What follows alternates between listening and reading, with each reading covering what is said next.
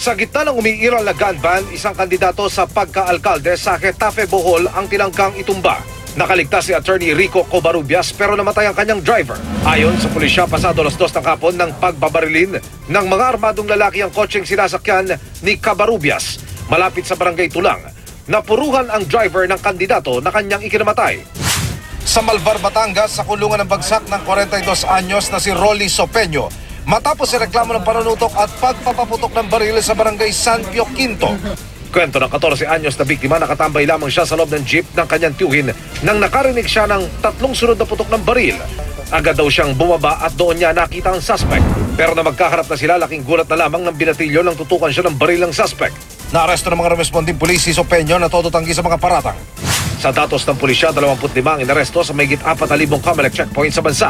27 ang nakumpiskang baril, nasa 70 naman ang nakumpiskang sachet ng iniinalang shabu at 2 glass pipe ng iniinalang marijuana. 3 naman ang naitalang namatay matapos makapagbarilan sa mga pulis na nagche-checkpoint.